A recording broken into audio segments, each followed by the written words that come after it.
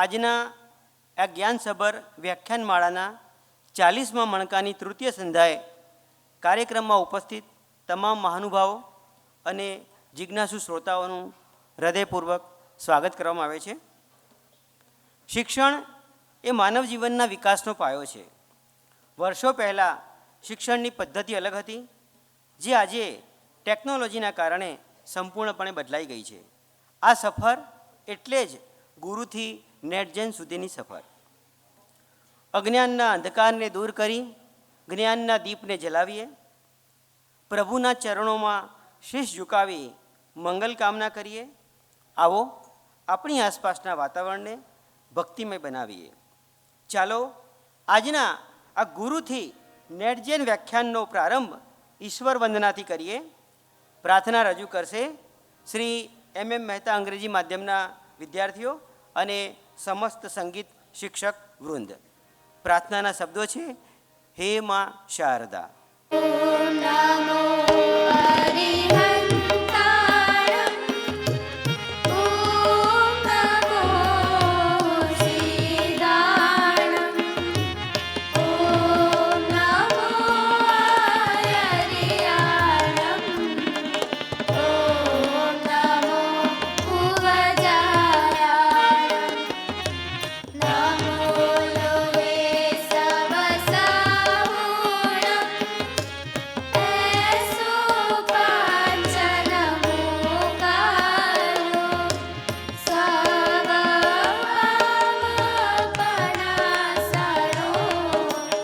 મંગલાણં ચ સવેસી,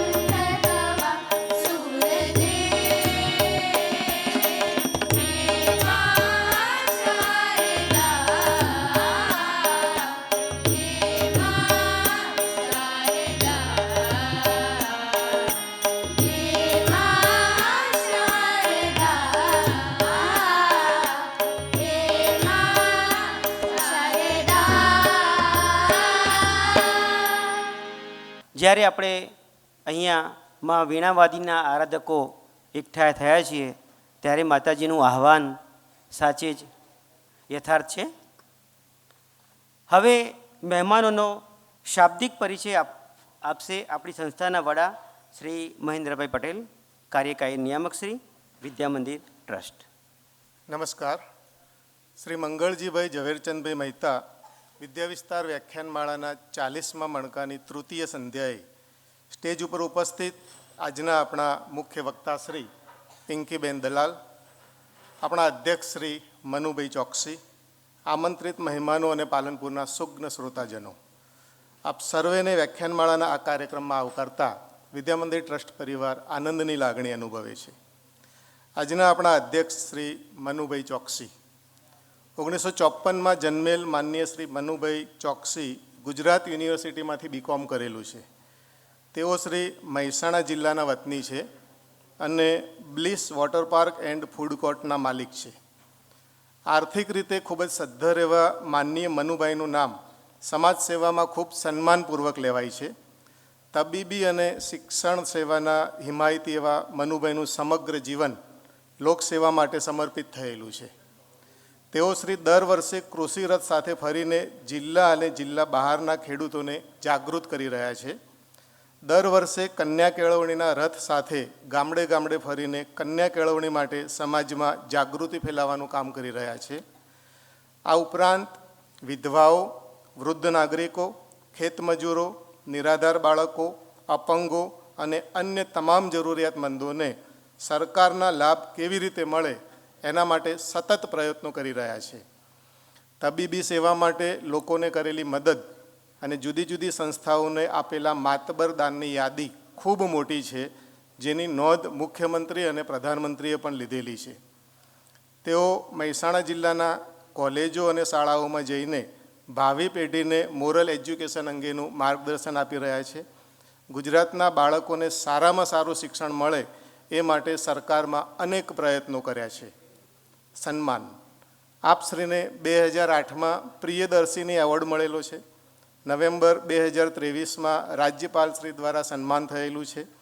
ઓગસ્ટ 2022માં બહુચરાજીમાં અને જાન્યુઆરી 2023માં કડીમાં સન્માન થયેલું છે. આપશ્રીએ 1980થી 2000 સુધી મહેસાણા તાલુકા પંચાયતમાં સેવાઓ આપેલી છે. 2001થી 2015 સુધી મહેસાણા જિલ્લા પંચાયતમાં સેવાઓ આપેલી છે. જિલ્લામાં શિક્ષણ સમિતિના ચેરમેન અને આરોગ્ય સમિતિના ચેરમેન પણ રહી ચૂક્યા છે. આપશ્રીએ ગુજરાત રાજ્ય પાઠ્યપુસ્તક મંડળ, શાળા સંચાલક મંડળ, જુદી જુદી હોસ્પિટલ, પુસ્તકાલય, હાઈસ્કૂલો, કોલેજોમાં મહત્ત્વના પદ ઉપર સેવાઓ આપેલી છે. આવા સેવાના ભેખધારી, સરળતા અને સાદગીને વરેલ એક સ્પષ્ટ વક્તા માનનીય મનુભાઈ ચોકસી એટલે કે આજના અધ્યક્ષશ્રીનું વિદ્યા મંદિર ટ્રસ્ટ પરિવાર વતી આપણે સૌ હાર્દિક સ્વાગત કરીએ છીએ. આજના આપણા વક્તા શ્રી પિંકીબેન દલાલ.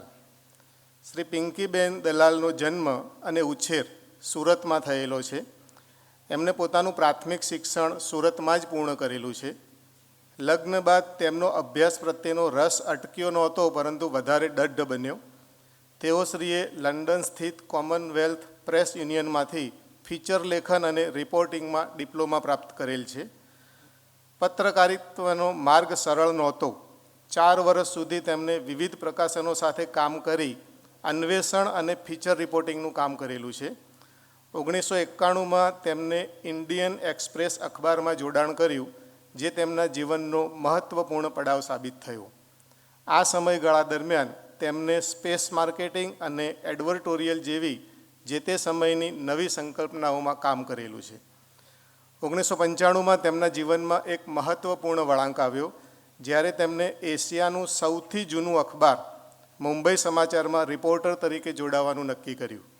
2 વર્ષથી પણ ઓછા સમયમાં તેઓ સિટી એડિટર અને ત્યારબાદ એક્ઝિક્યુટિવ એડિટર બન્યા. ત્યારબાદ ઓક્ટોબર 2000માં તેમને એડિટર ઇન ચીફ તરીકે નિયુક્તિ મળી. સંપાદક બન્યા બાદ પણ તેમની રિપોર્ટિંગ પ્રત્યેની લાગણી ખૂબ અડગ રહી. તેમને 15 વર્ષથી વધુ સમય સુધી ડિફેન્સ બીટ કવર કરી. આ દરમિયાન તેઓ જમ્મુ કાશ્મીર ગયા, બંકરોમાં રાત્રિ વિતાવી, લેન્ડમાઇનથી પ્રભાવિત થયેલા વિસ્તારોમાં ભારતીય સેનાની સાથે મુસાફરી કરી. આ બધું ફરજ કરતાં વધુ તેમના જુસ્સા અને પ્રતિબદ્ધતાનું પ્રતિબિંબ હતું. ડિફેન્સ, વૈશ્વિક બાબતો, ઇતિહાસ, ભૂગોળ, પર્યાવરણ, મહિલા કલ્યાણ, પ્રવાસ તેમના મુખ્ય રસના વિષયો છે. આ રસે તેમને નવલકથાઓ, કોલમો અને બ્લોગ લખવા માટે પ્રેર્યા. આજે પણ તેઓ ઉત્સાહી પ્રવાસી લેખિકા અને બ્લોગર તરીકે સક્રિય છે. તેમની નવલકથા મોક્ષને ગુજરાત સાહિત્ય અકાદમી તથા મહારાષ્ટ્રની સાહિત્ય અકાદમી તરફથી વર્ષ 2003-04ની શ્રેષ્ઠ નવલકથા તરીકે 2 પુરસ્કારો પ્રાપ્ત થયેલા છે. હાલમાં તેઓ તેમના પુત્ર શ્રીપાલ દલાલ સાથે ઓરિયર આઈટી કન્સલ્ટન્સી પ્રાઇવેટ લિમિટેડમાં ઓનર અને ડિરેક્ટર તરીકે કાર્યરત છે. તો આજે આપણી સમક્ષ ગુરુથી નેટ જેન સુધી જેઓ રસપ્રદ વિષય લઈને આવેલા આજના વક્તાશ્રીનું વિદ્યામંદિર ટ્રસ્ટ પરિવાર વતી આપણે સૌ હાર્દિક સ્વાગત કરીએ છીએ. અને અંતે 39 વર્ષથી વ્યાખ્યાનમાળાનો કાર્યક્રમ સફળ બનાવનાર આપ સર્વે શ્રોતાજનોનું હાર્દિક સ્વાગત છે. આભાર. Sport academy incharge. આભાર સાહેબશ્રી. અને અનુભવના અમૃતથી અમને ભીંજવવા, આપના જ્ઞાનના દીવાથી આ સભાને પ્રકાશિત કરવા વિનંતી છે. ગુરુના આશીર્વાદથી શરૂ થયેલી આ જ્ઞાનની યાત્રા આજે ઇન્ટરનેટના ઓટલે અને સોશિયલ મીડિયાના ચોરે પહોંચી છે. ચાલો પિંકીબેન સાથે સમજીએ ગુરુના સાનિધ્યથી નેટજેન દુનિયા સુધીની આ સુરીલી સફર. બેન પધારી રહ્યા છે. આપણે એમનું તાળીઓના ગળગળાટથી જોરદાર સ્વાગત કરીશું. આપ સૌને મારા સાદર નમસ્કાર. માનનીય અધ્યક્ષશ્રી, માનનીય ટ્રસ્ટીગણ, આદરણીય ગુરુજનો અને જો અહીં ઉપસ્થિત હોય તો વિદ્યાર્થીઓ, આજે આપ સમક્ષ અહીં ઉપસ્થિત થતાં મને ખરેખર આનંદની લાગણી એટલા માટે થાય છે કે ઘણી સંસ્થાઓમાં હું ગઈ છું, ફરી છું, પણ જેને સર્વાંગી કેળવણીનું એક માધ્યમ કહેવાય એ સંસ્થા મેં આજે જોઈ. અને એને માટે હું ખરેખર ટ્રસ્ટીગણની, આપની, મહેન્દ્રભાઈ, ખરેખર તમે જે અત્યારે કામ આગળ ધપાવી રહ્યા છો એ સૌની ખરેખર મારે તમને ધન્યવાદ આપવા જોઈએ. 128 વર્ષની યાત્રા આમ તો જુએ તો, અને 1928માં કાનુભાઈ મહેતાએ એક સ્વપ્ન જોયું, એકમાત્ર સંકલ્પની મૂડીથી. અને આજે એ આટલી મોટી સંસ્થા વટવૃક્ષની જેમ આપણી વચ્ચે ઊભી છે, તો ખરેખર એને માટે એમની દીર્ઘદ્રષ્ટિને સલામ. વાત આપણે ગુરુથી નેટઝેન યુગ સુધી કરવાની છે. અને જોગાનું જોગ આજે વિશ્વ ભાષા દિવસ ખરો, પણ માતૃભાષા દિવસ પણ છે. અને મેં આજે આપણી સંસ્થામાં જોયું કે માતૃભાષા દિવસની ઉજવણી પણ બહુ સુંદર રીતે થઈ છે. તો એવું કહેવાય છે કે પરિવર્તન એક સનાતન સત્ય છે, અને જો એ પરિવર્તન જોડે તમે ન વધી શકો તો પછી કાળની ગર્તામાં ગુમાઈ જાઓ. કદાચ એટલે જ આપણે જ્યાં હતા અને ત્યાંથી આપણે અહીંયા આવીને ઊભા છીએ. ખાલી પાલનપુરની જ જો વાત કરીએ તો જ્યારે હું આવતી હતી અને પાલનપુરના ઇતિહાસની થોડી ઘણી બધી વાતો ચાલતી હતી, ત્યારે મને જાણ થઈ કે 75 વર્ષમાં પાલનપુર શું હતું અને આજે શું છે.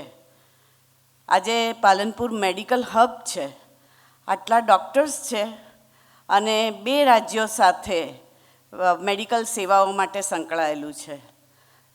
તો એ પરિવર્તન છે, અને એનું પાછળનું જે પરિબળ છે એ કંઈ નહીં પણ વિદ્યા કેળવણી એ જ છે.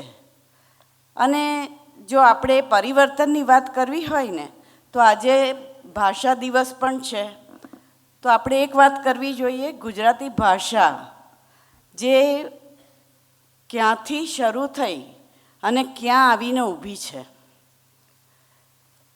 ગુજરાતી ભાષાની જો વાત કરવી હોય ને, ઇતિહાસ માંડવો હોય, તો આપણે તો હેમચંદ્રાચાર્યને યાદ કરવા પડે.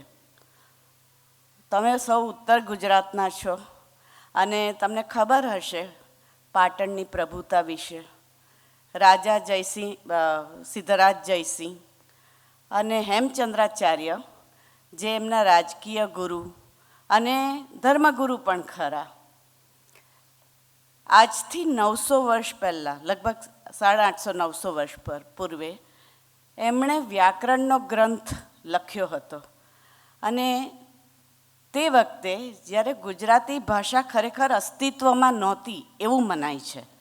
આજે પણ ભાષાવિદ એવું માને છે કે ગુજરાતી ભાષા નહીં, તે સમયે જે ગુર્જર રાજવીઓ હતા, એટલે ગુર્જર અને જેને અત્યારે આપણે વેસ્ટર્ન રાજસ્થાની કહીએ છીએ, એવી કંઈક મિક્સ્ડ ભાષા, થોડી પ્રાકૃતને મળતી પણ આવે એવી ભાષા બોલાતી હતી.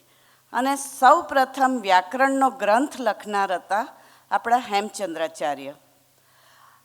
જોવાની ખૂબી એ છે કે આજે ઇતર ભાષાના લોકો, કદાચ ગુજરાતમાં આ વસ્તુ બહુ પ્રોમિનન્ટ નહીં હોય, પણ બીજે ક્યાંય પણ જાઓ ને તો ગુજરાતી ભાષાના લોકો, એટલે ગુજરાતી ભાષીઓને લોકો લક્ષ્મીપુત્ર લેખે છે. એ લોકોને એવું લાગે છે કે ગુજરાતી પ્રજા માત્ર વેપાર કરી શકે, એમને કંઈ કેળવણી જોડે કે કંઈ ખાસ લેવા દેવા નથી. તો ત્યાં એવા સંજોગોમાં આપણે જાણવું જોઈએ કે જ્યારે હેમચંદ્રાચાર્યએ આ ગ્રંથ લખ્યો, વ્યાકરણનો ગ્રંથ, જેનું નામ હતું સિદ્ધ હેમ શબ્દાનું શાસન, એટલે સિદ્ધરાજ જયસિંહનું સિદ્ધ, હેમચંદ્રાચાર્યનો હેમ, અને શબ્દનું શાસન હોય. આ કલ્પના જ કેટલી સુંદર છે. અને તે વખતે રાજવીએ, જે પાટણ એમની નગરી હતી, એમાં હાથી પર અંબાડી મૂકીને આ ગ્રંથની શોભાયાત્રા કાઢી હતી પૂરા શહેરમાં. જે વ્યક્તિ જો એક પોતાના ગુરુને કે એક વ્યાકરણના ગ્રંથને, જ્ઞાનને પૂજી શકે, એ વ્યક્તિને કઈ કેટેગરીમાં આપણે મૂકી શકીએ. અને શોભાયાત્રામાં જે સામેલ થઈ હશે એ પ્રજાને આપણે કઈ કેટેગરીમાં મૂકી શકીએ. પણ આ વાત તો હતી, ભૂતકાળ થઈ ગઈ. અને એ પછી સમય આવ્યો મુસ્લિમ આક્રમણકર્તાઓનો. આપ સૌ જાણો છો, મુગલ સામ્રાજ્ય વિશે આપણે બહુ ભણ્યા છીએ, પરંતુ મુગલ સામ્રાજ્ય તો બહુ પાછળથી આવ્યું. એ પહેલાં બીજા ઘણી બધા ટર્કિશ અને આરબ આક્રમણકર્તાઓએ આક્રમણ કરી લીધેલું. અને એવા સંજોગોમાં સમાજ એક કોચલામાં સીમિત થઈ ગયો. અને જ્યારે 16મી સદીમાં જ્યારે અકબરનું શાસન આવ્યું, એમ કહેવાય છે કે અકબર ઘણો ધર્મનિરપેક્ષ હતો. કદાચ એટલા માટે, શાંતિ અને સુશાસન હતું એટલા માટે, કે જે હોય તે, પણ એક સૂરજનું એક કિરણ દેખાયું. અને એવું કહેવાય છે કે અકબર બહુ શ્રુત માણસ હતો. એ કંઈ બહુ ભણ્યો નહોતો, કદાચ એ અક્ષર જ્ઞાન પણ એને પ્રાપ્ત નહોતું થયું, પણ એનો શોખ હતો દરેક ધર્મના ધર્મગુરુઓની વાત સાંભળવાનો, એમની સલાહો લેવાનો અને પછી કોઈક નિર્ણય લેવાનો. એવા સંજોગોમાં એક જૈન મુનિ, જે અકબરના દરબારમાં ખૂબ મહત્ત્વનું સ્થાન ધરાવતા હતા, અને એ હતા હીર વિજય મહારાજ સાહેબ.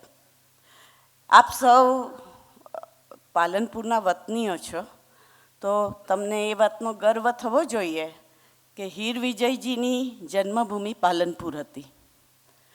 થોડા વર્ષો પહેલાં જ્યારે હું પાલનપુર એકવાર આવી હતી, ત્યારે કોઈક જૈન મંદિરમાં હું ગઈ હતી, જૈન દેરાસરમાં.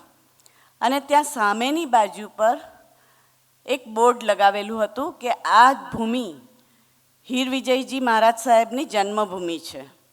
પણ મને ખબર નથી કે અત્યારે ત્યાં કોઈ સ્મારક બન્યું છે કે એ કઈ કન્ડિશનમાં છે. પણ હીર વિજયજીનું યોગદાન એટલે મૂલ્યવાન છે કારણ કે તે વખતે હીર વિજયજીના 3 શિષ્યો હતા અને એમણે માત્ર સંસ્કૃતમાં નહીં, એમને જે આ ગુજરાતી, એટલે ગુજરાતીના ફોર્મ બહુ બદલાતા રહ્યા છે. એ તો આજથી 100 વર્ષ પહેલાંની જો આપણે નવલકથા વાંચીએ ને તો પણ આપણને ખ્યાલ આવે. તો એ 3 શિષ્યોએ ગુજરાતી ભાષામાં ઘણું કામ કર્યું. પણ પછી શું થયું કે અકબર પછી સમય આવ્યો, જહાંગીર, પછી શાહજહાં, પછી ઔરંગઝેબ, અને આપ સૌ જાણો છો કે ઔરંગઝેબના શાસનમાં શું ચાલી રહ્યું હતું. અને તે સમયે સાહિત્યનો એક નવો જ પ્રકાર અસ્તિત્વમાં આવ્યો અને તે હતો ભક્તિ સાહિત્ય. જો કે ભક્તિ સાહિત્ય ઔરંગઝેબના સમયથી શરૂ થયું એવું કહેવું જરા વધારે પડતું એટલા માટે છે કે અકબરના સમયમાં લખાયેલા પુસ્તકોમાં એવો ઉલ્લેખ મળે છે કે અકબર પોતે મીરાબાઈના ભજનોથી એટલા પ્રભાવિત હતા કે એ મંદિરોમાં વેશપલટો કરીને જઈ અને ભજન સાંભળતા હતા. જોકે એને ઐતિહાસિક પ્રમાણ એવા કોઈ મળતા નથી, પણ આ વસ્તુ નોંધાયેલી છે. અને મીરાનો જ સમય અને નરસિંહ થોડા એમનાથી આગળ જન્મી ચૂક્યા. આજે પણ નરસિંહના પદ જો તમે વાંચો, નરસિંહ મહેતાના, તો તમને એવું લાગે કે આ તો જાણે ગુજરાતીમાં જ લખાયા છે. આ બંને નરસિંહ અને મીરા બંનેના દુહા કે પદ, એના વ્યાકરણ તમે તપાસો તો આપણને એના મૂળ હેમચંદ્રાચાર્યના વ્યાકરણ જોડે મળે. અને એનો અર્થ એ થયો કે વ્યાકરણ ગ્રંથનો પ્રભાવ ગુજરાતી સાહિત્ય પર ખૂબ પડ્યો હશે. નરસિંહ અને મીરા પોતાનું નામ જુદી જ રીતે અંકિત કરી ગયા છે ઇતિહાસ પર. પણ આમ જોવા જઈએ તો ગુજરાતી સાહિત્યમાં એક નભ મંડળ જેવી અસ્મિતા છે. તમે કોને યાદ કરો ને કોને ના કરો. અત્યારે મેં થોડા નામ અહીં જે લીધા કે હું લઈશ, એ માત્ર એક માપદંડ માટે, એટલે જો તમને એવું લાગે કે આનું નામ રહી ગયું કે અરે આનું કેમ ના લીધું, તો એક આ સમજવા માટેની પારાશીશી છે કે આપણે યુગ ટ્રાન્સફોર્મેશનની વાત કરી રહ્યા છીએ કે ક્યાંથી ક્યાં આવીને આજે ઊભા છે. ગુરુથી શરૂ થયેલી આ મજલ નરસિંહ અને મીરા પછી આવીને ઊભી રહી આપણા મહાકવિ પ્રેમાનંદ સુધી. એ વખતે જેમ વાત કરી કે ઔરંગઝેબનો સમય હતો અને લોકો ખૂબ જ સંકુચિત પોતાની સિક્યોરિટી માટે કે પોતાની જે ગણો તે ધર્મ રક્ષા માટે પણ એક કોચલામાં જીવવાનું શરૂ કરી દીધું હતું. અને આપણે જાણીએ છીએ કે ભક્તિને નામે અંધશ્રદ્ધા કેટલી ફેલાતી હોય છે અને અંધશ્રદ્ધાને લીધે કુવિચાર અને સમાજની બદીઓ સૌથી વધારે પોષાતી હોય છે. એવા સંજોગોમાં આપણને 3 એવા નામ મળ્યા જે લોકોએ ખરેખર ગુજરાતી ભાષા માટે બહુ મોટું કામ કર્યું છે. એક તો હતો અખો. અખાના છપ્પા તો તમે આજે પણ વાંચતા હશો, આપણે ભણ્યા છીએ સ્કૂલમાં. એક હતા શામળ, જે આખ્યાનકાર હતા. એમનું કામ હતું ગુજરાતી ભાષામાં આપણા પુરાણો, આપણી કથાઓ, મહાભારતની કથાઓ કે રામાયણની, અને આખ્યાન સ્વરૂપે લોકો સુધી પહોંચાડવા. અને સૌથી એ સમયે સૌથી એક મોટું નામ હોય તો એ મહાકવિ પ્રેમાનંદનું, જેને આપણા ઇતિહાસમાં જોઈએ એટલી ગ્લોરી મળી નથી. પરંતુ એ સમય એવો હતો કે આજે તમારા જે મોબાઈલ સ્ટેટસ સિમ્બોલ ગણાય છે, એ સમયે સ્ટેટસ સિમ્બોલ હતી પાઘડી. વણિકોની પાઘડી જુદી હોય, પંડિતની જુદી હોય, સામાન્ય માણસની પાઘ જુદી હોય. એવા સંજોગોમાં અને પ્રેમાનંદ પાસે એક એને માટે બહુ નક્કર કારણ એ હતું કે ગુજરાતી ભાષાની વાત કરીએ તો એ વખતે ગુજરાતી ભાષા પ્રેમાનંદના મતે તળિયે જઈને બેઠી હતી. એનું કારણ એ હતું કે મુઘલ સામ્રાજ્ય હતું એટલે ઉર્દૂનું મહત્ત્વ ઘણું હતું, હિન્દીનું પણ એટલું જ વર્ચસ્વ હતું. નીચે દખ્ખણમાં શિવાજીને લીધે ગણો કે તમિલ રાજવીઓ, અને એ વખતે તમિલ અને મરાઠી ભાષાનો પણ ઉદય ઘણો સારો હતો. અને ત્યારે પ્રેમાનંદે લખ્યું શુંશા પૈસા ચાર. આ કહેવત તો આપણે બહુ સાંભળી પણ છે. અને પ્રેમાનંદે નક્કી કર્યું હતું કે જ્યાં સુધી મારી ગુજરાતી ભાષાને હું સન્માન નહીં અપાવી શકું તો હું માથે પાઘ નહીં બાંધું. અને લગભગ પોતાની આખી જિંદગી એ માણસ ઉઘાડે માથે ફરવાનું એમને પસંદ કર્યું. એવું કહેવાય છે કે પ્રેમાનંદને એક ગુરુ હતા અને એ ક્યાંક કાયમ માટે બહાર જઈ રહ્યા હતા. તો એમને પ્રેમાનંદને અનુરોધ કર્યો કે આ ફલાણા મુહૂર્તમાં તું મને મળજે, મારે તને કંઈક આપવાનું છે. અને પ્રેમાનંદ સમય કરતાં થોડું મોડા પડ્યા. કંઈક જે ચોઘડિયામાં કે જે સમય આપ્યો તો એમાં પહોંચી ન શક્યા. એટલે એમના ગુરુએ એમને કહ્યું કે મેં તને આ પર્ટિક્યુલર ચોઘડિયામાં બોલાવેલો કારણ કે મારે તને એ વરદાન આપવું હતું કે તું સંસ્કૃત ભાષાનો મહાકવિ બનશે, પણ તું સમય ના જાળવી શક્યો. એટલે તું હવે ગુજરાતી ભાષાનો એટલે તારી ભાષાનો તું કવિ બનીને રહી જશે. આમ જોવા જાય તો એનું અર્થઘટન ઘણી બધી જગ્યાએ એવું કર્યું છે કે સમયની કેટલી કિંમત હોય છે કે જો પ્રેમાનંદ સમયસર પહોંચ્યા હોત અને એમને વરદાન મળ્યું હોત તો કવિ કાલિદાસની જેમ એ પણ બહુ મોટા મહાકવિ બન્યા હોત. પણ આપણે એને કંઈક જુદી રીતે જોઈએ તો આપણામાં કહે છે ને બ્લેસિંગ ઇન ડિસ્ગાઇઝ, જે થાય તે બરાબર જ થાય, સારા માટે જ થાય. આપણને ગુજરાતી ભાષાનો એક મહાકવિ મળ્યો અને એ મહાકવિ પ્રેમાનંદ. આ ટ્રાન્ઝિટ તો ચાલ્યા જ કરી અને પ્રેમાનંદ પછી જો આપણને કોઈ નવો એક યુગ મળ્યો હોય, એક ભારે અંધકારમય હતો. કારણ કે ઔરંગઝેબના ગયા પછી આમ તો મુઘલ સલ્તનત નજીવી સ્થિતિમાં આવી ગયું હતું, પરંતુ તે વખતે અંગ્રેજો, આપ સૌ જાણો છો કે અંગ્રેજોની જે બધી ડિવાઈડ એન્ડ રૂલની પોલિટિક્સ હતી ને ઘણા બધા એ હતા. જોકે એમાં એક વસ્તુ એ પણ થઈ કે આપણને કેળવણી તે જ સમયમાં મળી અને આપણને એ સમયે બે વ્યક્તિ એવી મળી જેને ગુજરાતીઓને ગુજરાતીયત જોડે ઇન્ટ્રોડ્યુસ કર્યા. આજે ગુજરાતી વિશ્વભરમાં ગમે ત્યાં જાઓ એવું કહેવાય કે જ્યાં જ્યાં વસે ગુજરાતી સદાકાળ ગુજરાત. પણ એ જય જય ગરવી ગુજરાત સૂત્ર કોણે આપ્યું? એ આપનાર હતા નર્મદ. અને આજે જે પણ ગુજરાતી ભાષાનું જે કંઈ શ્રેય આપવું હોય, ગુજરાતી ભાષાને જેને એક સ્તર પર મૂકી હોય તો એને માટે આપણે કવિ નર્મદને યાદ કરવા પડે. કવિ નર્મદ કોઈ સાહિત્યકાર તો હતા નહીં અને 19મી સદીનો સમય હતો. ખૂબ કુરિવાજ અને ખૂબ ખાસ કરીને સ્ત્રીઓ પર અત્યાચાર અને શિક્ષણ જેવું સ્ત્રી શિક્ષણ જેવો કોઈ કન્સેપ્ટ જ નહોતો.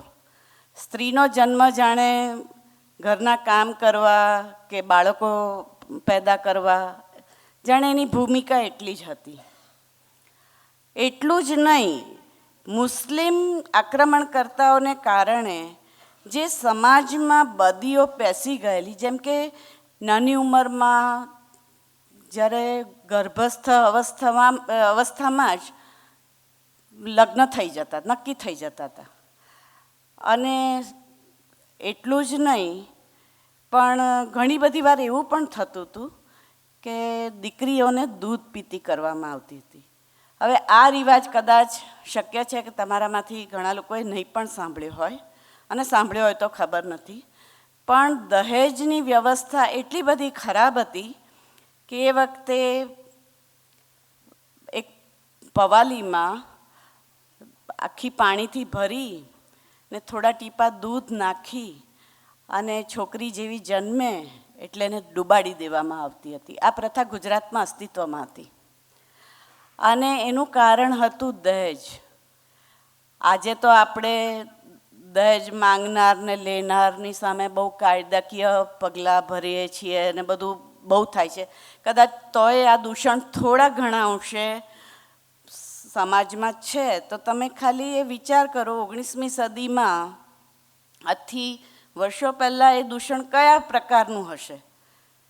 અને નર્મદ એ તો પત્રકાર હતો, એમનું એજ્યુકેશન જે ગણો તો અંગ્રેજી સ્કૂલમાં પણ થયેલું, એલ્ફિન્સ્ટન કોલેજમાં પણ ભણેલા, પણ એનો જે બેઝિક સ્વભાવ હતો એ બળવાખોર. આમે પત્રકારોને સૌથી વધારે તકલીફ થઈ જતી હોય છે. સમાજમાં કંઈ પણ ખોટું થતું હોય તો સૌથી પહેલી તકલીફ પત્રકારોને થાય. જો કે હવે એવું રહ્યું નથી, પરંતુ એવા સંજોગોમાં નર્મદે એક લડત ઉપાડી સામાજિક કુવિચાર સામેની, સામાજિક બદીઓ સામેની, અને એને માટે એક પાક્ષિક એમને શરૂ કર્યું. નામ હતું દાંડીઓ. આપણે સૌ જાણીએ છીએ કે દાંડીઓ એટલે શું. એક જમાનામાં દાંડી પીટીને લોકોને જાગૃત કરવાની જે ફરજ નિભાવે એને આપણે દાંડીઓ કહેતા હતા. નર્મદ એવું માનતા હતા કે દાંડિયાની ફરજ બજાવે છે. એમનું કામ લોકોને જાગૃત કરવાનું છે. પણ સ્વાભાવિક છે કે તમે કોઈ પણ જાગૃતિ ફેલાવવાનું કામ કરો તો તમારે સામાજિક રોષનો ભોગ બનવું જ પડે. અને નર્મદેની બહુ મોટી કિંમતો પણ ચૂકવી છે. તે છતાં એમણે એમનું કામ ચાલુ રાખ્યું હતું. નર્મદે સાહિત્યકાર, પહેલાં પત્રકાર હતા, પછી એમને લાગ્યું કે ના, મારે જે મને મનમાં થાય છે એને અભિવ્યક્ત કરતી કવિતાઓ લખવી છે. તો એ કવિ બન્યા, કવિ નર્મદ. એમણે સાહિત્ય સર્જન પણ કર્યું થોડું ઘણું. મારી હકીકત તો લગભગ બધાએ આપ સૌએ વાંચી જ હશે નર્મદની. અને એના પરથી તમને ખ્યાલ આવે કે કેટલો બળકટ માણસ હતો. એ જમાનામાં વિધવા વિવાહ જેવો એવી કોઈ સિસ્ટમ અસ્તિત્વમાં નહોતી. એમાં થતું હતું એવું કે છોકરી 12 કે 13 વર્ષની હોય અને એ વખતે, આજે આપણે ત્યાં હિન્દુ સંસ્થા પ્રમાણે એક પત્નીત્વ છે, પણ એ કાયદો તો 1951માં આવ્યો. શારદા એક્ટ છેક 1951માં આવ્યો. પણ એ પૂર્વે જો તમને ખ્યાલ હોય તો તમારા કુટુંબમાં કે સગામાં કે કોઈક તમારા સર્કલમાં જૂના લોકોની વાત કરું તો ઘણાને 2 પત્ની હોય, ઘણાને 3 પત્ની હોય, એવું પણ બને. તો એવા સંજોગોમાં છોકરી હોય 12 વર્ષની અને લગ્ન થાય કંઈ 50-60 વર્ષના માણસ જોડે. એના કારણો ઘણા હોઈ શકે. કદાચ સંતાન પેલી આગલી પત્નીથી ન થયું હોય ને કર્યા હોય, કે કદાચ એમ જ પૈસાવાળો માણસ હોય ને એને 3 પત્ની કરી હોય, એવું પણ બનતું. એવા સંજોગોમાં શું હતું, ત્યારે લોંગેવિટી જેવો કોઈ કન્સેપ્ટ નહોતો. આટલી જે મેડિકલ સાયન્સ અત્યારે છે એવું તો કોઈ હતું નહીં. એટલે શું થતું હતું, 60 વર્ષ બહુ થઈ ગયા, મેક્સિમમ 62 વર્ષ, અને એ માણસ ગુજરી જાય તો પેલી નાની 12 વર્ષની છોકરી, જે માંડ 16ની થઈ હોય કે 17ની થઈ હોય, એને આખી જિંદગી વિધવા જેવું જીવન ગાળવું પડતું હતું. અને એ સમયનું વિધવા જીવન કેવું હતું એને વિશે આપણે ઘણું બધું જાણી ચૂક્યા છીએ, આપણને ખબર છે, એની પર ફિલ્મો પણ ઘણી બની છે. તો ક્યાં તો એને સાસરિયાઓના આશ્રિત રહેવું પડતું, ક્યાં પિયરિયાઓના, કારણ કે સ્ત્રી શિક્ષણ જેવી કોઈ સિસ્ટમ જ નહોતી અને એમાં માત્ર ને માત્ર શોષણ થતું હતું, જેમાં શારીરિક શોષણ પણ આવી જાય. એવા સંજોગોમાં નર્મદને એવું થયું કે વિધવા વિવાહ જેવો એક નવો વિચાર સમાજમાં આપવો રહ્યો અને નર્મદે પોતે વિધવા જોડે લગ્ન કર્યા હતા. એવું નહીં કે ખાલી પોતાના પેપરમાં લખીને રહી ગયા, એમણે પોતે આચરણમાં મૂક્યું હતું. જોકે એ એમના 3જા લગ્ન હતા, કારણ કે એમની આગળ પત્નીઓ ગુજરી ગઈ હતી. તો એમને સમાજમાં દાખલો બેસાડવા માટે 3જા લગ્ન માટે વિધવા વિવાહ કર્યા હતા અને એમને એમની બહુ ભારે કિંમત ચૂકવવી પડી હતી. નર્મદે શું કિંમત ચૂકવવી પડી એની વાત તો આપણે પછી કરીશું, પણ તે જ વખતે નર્મદના સમકાલીન હતા નંદશંકર મહેતા. આપણી ગુજરાતી ભાષામાં નવલકથાના ફોર્મ વિશે તો આપ સૌ પરિચિત છો અને સૌથી વધારે વંચાતું કોઈ સાહિત્ય હોય તો સાહિત્યનો પ્રકાર હોય તો એ નવલકથા છે. પણ સૌ પ્રથમ નવલકથા ગુજરાતી ભાષાની સૌ પ્રથમ નવલકથા આપનાર હતા નંદશંકર મહેતા. હવે નંદશંકર મહેતા તો હતા દીવાન, ભરૂચના દીવાન હતા, સુરતમાં પણ બહુ રહ્યા હતા, શિક્ષણવિદ પણ હતા. અને જો એની બીજી ઓળખાણ આપવી હોય ને, જે ખરેખર તો ન આપવી જોઈએ, પણ કારણ કે એમને એમના પુસ્તકથી જ ઓળખવા રહ્યા, પણ જો આપવી જ હોય તો કહેવાય કે આજે જે અંજલિ તેંડુલકર છે, સચિન તેંડુલકરની પત્ની, એના એ પરદાદા અને એ જમાનામાં ખૂબ સાક્ષર વ્યક્તિ. એમને પણ નર્મદની જેમ ઘણા સુધારાવાદી કામ કરેલા અને એમણે આપણને સૌથી પહેલી નવલકથા આપી કરણ ઘેલો. હવે આ કરણ ઘેલો જે નવલકથા આપી એની પાછળનું પણ એક તારતમ્ય છે કે નવલકથા પ્રકાર ગુજરાતી સાહિત્યમાં આવ્યો જ કેવી રીતે. આ સાલ હતી ઈસવીસન 1864. આપણે ત્યાં સુધી કોઈ નવલકથા લખાય જ નહોતી. એટલે સૌ પ્રથમ ઐતિહાસિક નવલકથા કહેવાય તે કરણ ઘેલો મળી. વિશ્વની સૌ પ્રથમ નવલકથાની વાત કરીએ ને તો સૌથી પહેલી નવલકથા જેપનીઝ સાહિત્યમાં લખાઈ અને તે પણ 1010માં, એટલે લગભગ 11મી સદીમાં. અને એનો પછી એક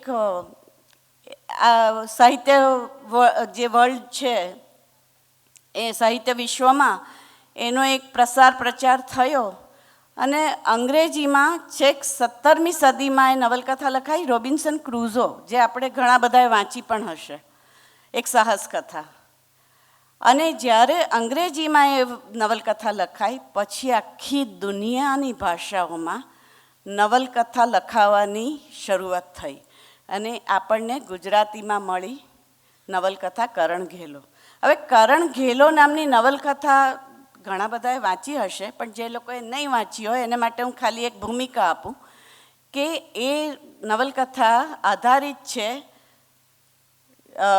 ગુજરાતના છેલ્લા રાજપૂત રાજાની વાત કરણસિંહ વાઘેલાની, જેને કારણે મુસ્લિમ આક્રમણ કરતા ગુજરાત પર આવ્યા. આ મુગલ ડાયનેસ્ટી પહેલાંની વાત છે, લગભગ 13મી શતાબ્દીની વાત કરું છું. કે એક રાજાની લાલસા, લંપટતા કે કહેવાય ને ટૂંકી બુદ્ધિ કેવા પરિણામ લાવી શકે અને ગુજરાતને એમને ક્યાંથી ક્યાં મૂકી દીધું એની જો તમારે ચિતાર જાણવો હોય તો તમારે કરણ ઘેલો વાંચવી રહી, કારણ કે ઇતિહાસની બહુ નજીક રહીને એ વાત કરે છે. અને આ બે નામ નંદશંકર મહેતા અને નર્મદ એ પોતાના સમયની બહુ મહાન વિભૂતિઓમાં એ લોકોના નામ છે. એ સમયે બીજા પણ સાહિત્યકારો હતા, એવું નથી કે નહોતા, પરંતુ હું અહીં વાત કરું છું માત્ર ને માત્ર લેન્ડમાર્ક જેણે સર્જ્યો છે એવા લેખકોની.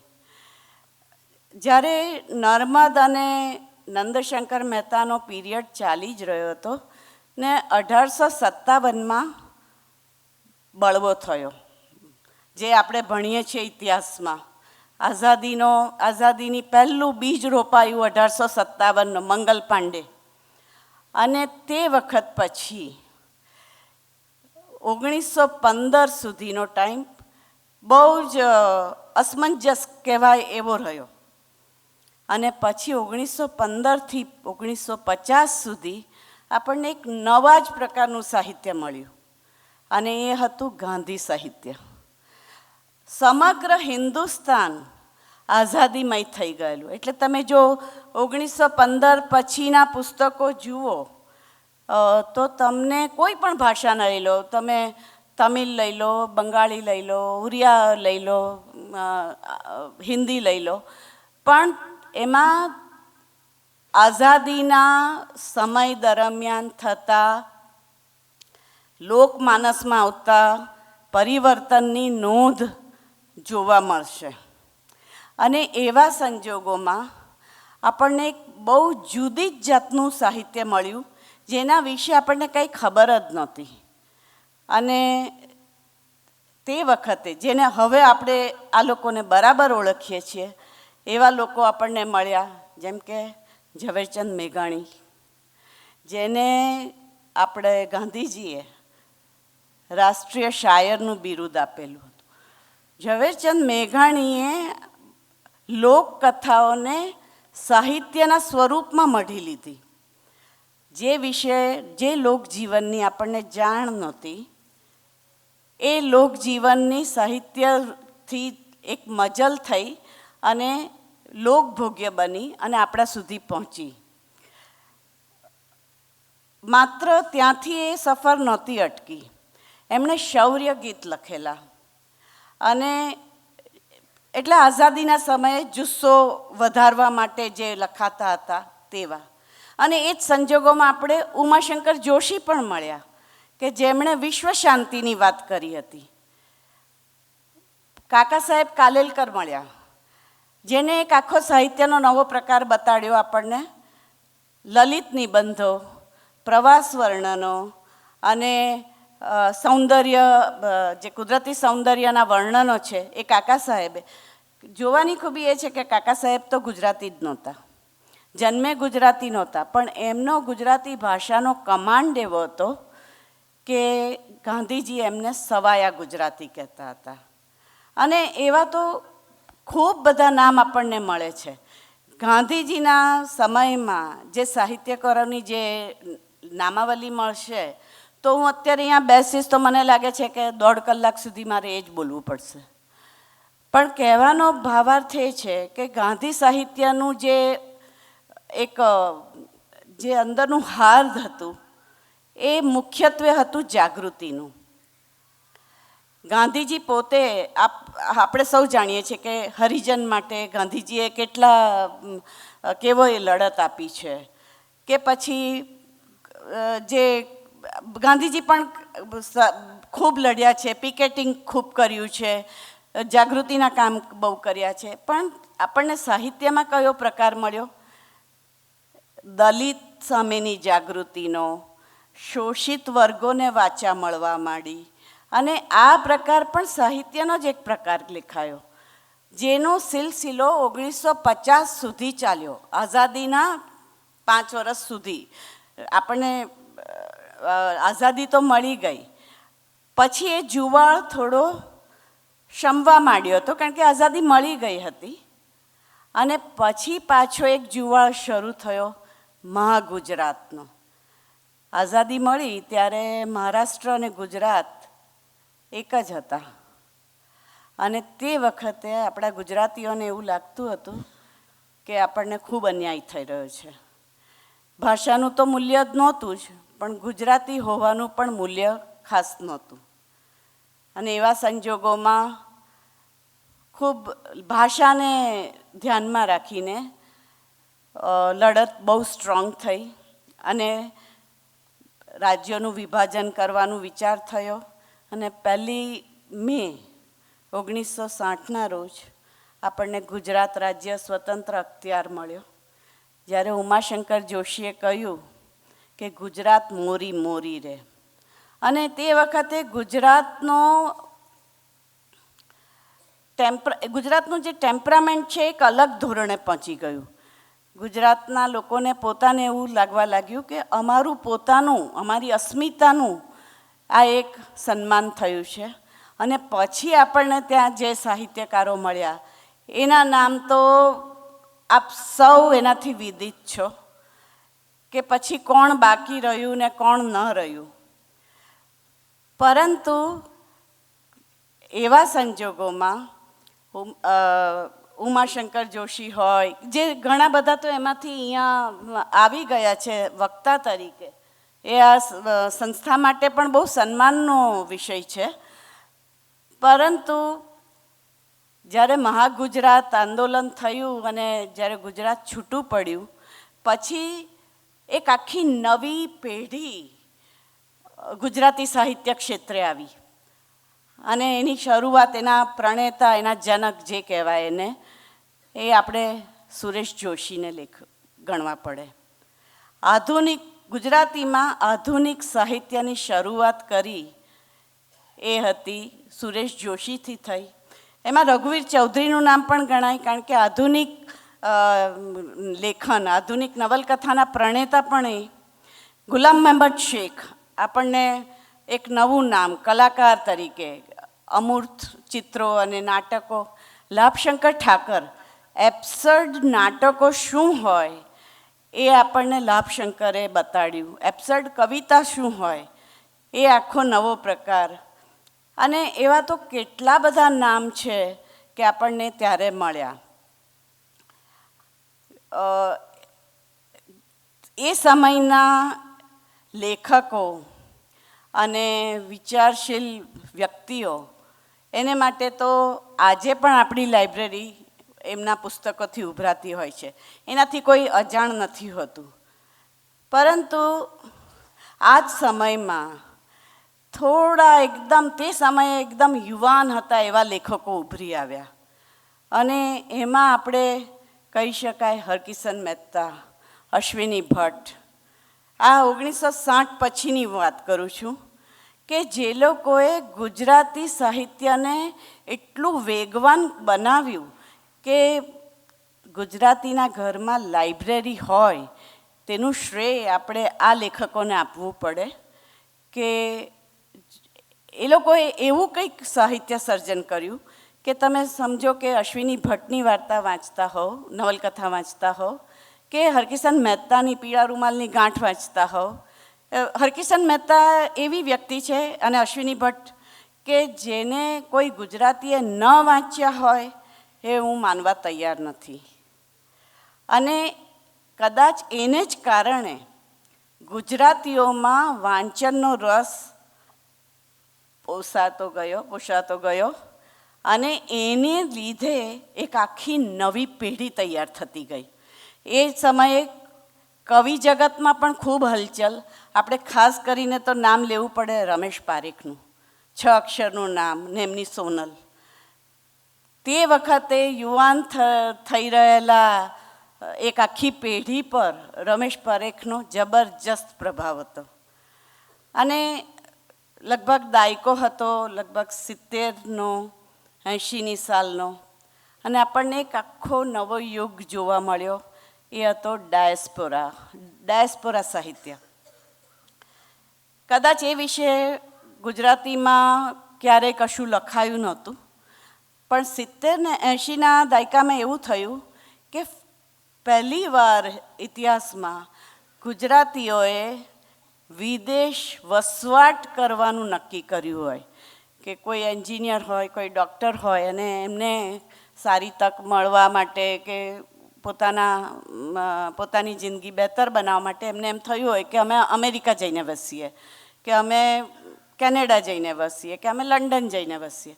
અને તે વખતે 70 અને 80ના દાયકામાં ખૂબ ગુજરાતીઓ વિદેશ ગયા અને વસ્યા. પણ ગુજરાતીઓ માત્ર ને માત્ર પોતાના ખાખરાને ગરબા લઈને નહોતા ગયા. એ લોકો ગયા હતા ખરા, પણ એક ઝુરાપો લઈને ગયા હતા. વતનને, પોતાના સ્વજનને બધાને મૂકીને તદ્દન વિદેશમાં રહેવું એ અત્યારે કદાચ આપણને બહુ અઘરું નથી લાગતું, કારણ કે આપણે બહુ અકસ્ટમ થઈ ગયા છીએ. આપણી અડધી જિંદગી પાશ્ચાત્ય જિંદગી થઈ ગઈ છે. પણ એ વખતે આ વેલ્યુઝ બહુ નવા હતા. અને એવા સંજોગોમાં ત્યાં જે નરી એકલતા અને એક જાતનો ઝુરાપો હતો, એમાંથી જે સર્જન થયું જે સાહિત્યનું, એને આપણે અત્યારે ડાયસ્પોરા સાહિત્ય લખીએ છીએ. એમાં આદમ ટંકારવી પણ આવી જાય, જેને કેવા સંજોગોમાં ભારત છોડવું પડેલું અને એમને લખવું પડ્યું કે રેતમાં રમતું નગર હવે મળે ન મળે. આપણને પન્ના નાયક મળ્યા, આપણને મધુરાય મળ્યા. મધુરાય તો આજે પણ તમે એમને વાંચતા જ હશો કે કેટલું એબ્સર્ડ વાર્તાઓમાં કેટલું મોટું નામ હતું. આજે કદાચ વાર્તાઓ નથી લખતા, માત્ર ને માત્ર કોલમ લખે છે. પણ હરિયાનો કાન, કુમારની અગાશી, એ બધા જે તમે તદ્દન જુદી પ્રકારની એ વાર્તાઓ એવી હતી કે કદાચ તમારે સમજવા માટે 2 વાર કે 3 વાર વાર્તા વાંચવી પડે તો તમને ખબર પડે કે ખરેખર કહેવા શું માંગે છે. અને એવા પ્રકારનું સાહિત્ય જે આજે પણ આપણા વિદેશમાં રહેતા ઘણા બધા લોકો હજી પણ પોતાની ભાષા જોડે જોડાયેલા છે. મને હમણાં જ ખબર પડી કે કવિ અશરફ ડબ્બાવાલા અને ડૉક્ટર મધુમતી મહેતા, એમના પત્ની, હમણાં ઇન્ડિયાની મુલાકાતે હતા. બંને ડૉક્ટર છે, બંને વર્ષોથી યુએસમાં સ્થાયી છે, પણ એમનો ગુજરાતી સાહિત્ય જોડેનો કોઈ નાતો તૂટ્યો નથી. આ એક બ્યુટી છે પોતાની ભાષા જોડે જોડાણની. ખાલી આ એક જ દંપતી એવું નથી, ઘણા બધા લોકો ગુજરાતીઓ આજે 103 દેશમાં તો કદાચ એથી વધુ પણ હશે, પણ સ્થાયી છે. પણ તમે આજે પણ જુઓ તો ગુજરાતી કાર્યક્રમો, નાટકો, લોકસંગીત, કેટલા બધા પ્રોગ્રામ વિદેશમાં થાય જ છે. એમાં આમ જોવા જાય તો નાટકોએ તો આખું એક નવું જ ફલક ગુજરાતીનું આખા વિશ્વમાં ઊભું કર્યું છે.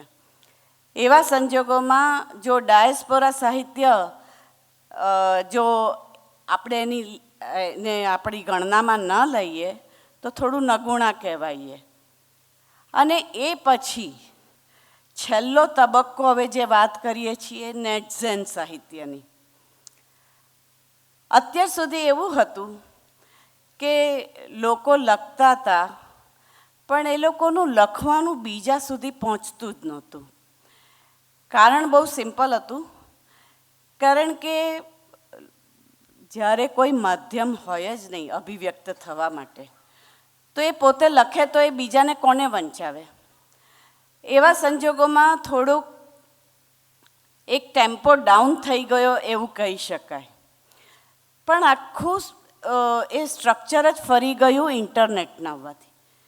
જો તમને ખ્યાલ હોય તો 1995માં આપણને ઇન્ટરનેટ સૌ પ્રથમવાર ઇન્ડિયામાં ઇન્ટ્રોડ્યુસ થયું. અને પછી 1998થી શરૂઆત થઈ. ઓર્કુટ આવ્યું અને ફેસબુક આવ્યું અને એ પછી તો લાઈનો લાગી સોશિયલ મીડિયાની. એમાં સોશિયલ મીડિયાએ એક સરસ કામ એ કર્યું કે જેને ક્યાંય અભિવ્યક્ત થવાની તક નહોતી મળતી, એ લોકોને તક મળવા લાગી. આમાં કોઈનો વાંક કળા એવું નથી, કારણ કે નવોદિત લેખકોને કે કવિઓને આપણે એવું કહી શકીએ કે તક ન મળે કે એમને અખબારમાં કે મેગેઝિનમાં જગ્યા ના મળે. પણ એનું બીજી તરફથી જુઓ તો એવું લાગે કે આખરે અખબાર અને મેગેઝિન એની સીમિત એટલે એના પાના સીમિત હોય અને એમાં તમામ લોકોને સમાવવા એ થોડું અઘરું પણ હોય. અને સૌથી મોટી વાત તો એ છે કે જ્યારે તંત્રીએ એ વિચારવાનું હોય કે મારે મારા વાચકને કોઈ પણ રીતે ખેંચીને રાખવાના છે, તો પછી એ પસંદગી ઉતારે કે જે નામના સિક્કા પડતા હોય એને જ ચાલુ રાખો. નવોદિતને તક આપવાની જરૂર નથી, કારણ કે એને એના ફેલાવાની પડી હોય, સર્ક્યુલેશન. એવા સંજોગોમાં નવોદિતોને તો કોઈ તક મળવાની નહોતી. પરંતુ જ્યારથી આ સોશિયલ મીડિયા આવ્યું અને જે આખી એક ગુજરાતી પેઢીને જાણે કે ઓક્સિજન મળ્યો હોય ને, કે ગામે ગામ, શહેરમાં, ગામમાં, અને અચાનક જ એ લોકોને માટે એક આખું વિશ્વ ખુલી ગયું. ત્યારે આપણને સમજાયું કે આપણે જે ગુજરાતી મરવા પડ્યું છે એમ કરીને ગુજરાતી ભાષા મરવા પડી છે એવી બૂમો મારતા હતા. લોકોને કેટલું બધું કહેવું છે, લોકોને કેટલું બધું લખવું છે. અને એમાં આપણને 2-3 ડિજિટલ પ્લેટફોર્મે બહુ મદદ કરી. કદાચ વધારે પણ હશે, પણ મને બહુ જાણ નથી. 2-3 પ્લેટફોર્મની તો મને ખબર છે, જેમ કે માતૃભારતી અને એક પ્રતિલિપિ, એક શોપિઝન કરીને છે. અને એ લોકોએ ખરેખર બહુ ઉત્તમ સેવા પૂરી પાડી કે નવા લોકોને પ્લેટફોર્મ પૂરું પાડ્યું. આજે તમે કોઈ પણ વિષય પર તમારે લેખ લખવો હોય, વાર્તા લખવી હોય, કવિતા લખવી હોય, તો એ લોકો નિઃશુલ્ક તમારી વાર્તાને કવિતા છાપે છે એટલે પ્રકાશિત કરે છે. અને પછી એ પહોંચે છે ક્યાં? ઓસ્ટ્રેલિયામાં વસતો એક માણસ તમારી કવિતા વાંચે છે, એનો પ્રતિભાવ આપે છે. લંડનમાં બેઠેલી કોઈ છોકરી તમારી વાર્તાને પ્રતિભાવ આપે છે. અને સૌથી મહત્ત્વની વાત તો એ છે કે જ્યારે એને તમારી રચનાને ખૂબ હિટ મળે અને ખરેખર જો એમાં કંઈક તત્વ હોય, તો આ જે સાઇટ બધી છે તે તમારી જોડે કોન્ટ્રાક્ટ પણ કરે છે અને એનું કંઈક જે પણ કંઈ મૂલ્ય હોય તમારું તે તમને ચૂકવે પણ છે, જે પહેલાંના પ્રિન્ટ મીડિયામાં ક્યારેય જોયું નહોતું. અને આ એક જાતનું નેટઝેન આપણે યુગ કહેવાય ને, કે જેને એક બાજુ આપણે બૂમ મારતા હતા કે ગુજરાતી તો મરવા પડી છે, પણ આ તો આખી વાર્તા ઊંધી થઈ ગઈ છે.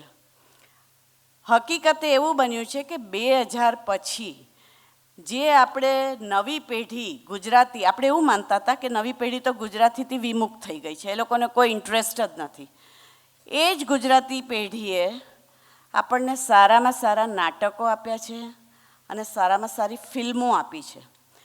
ગુજરાતી ફિલ્મો, જ્યારે એક જમાનો હતો કે તમે કાયમ એને ઘાઘરા ચોલીમાં કે ફાળિયામાં ને ખેતરમાં જોતા હતા, જેની જોડે લોકો પોતે રિલેટ નથી કરી શકતા, કારણ કે એ લાઈફ એ લોકોએ જોઈ જ નથી.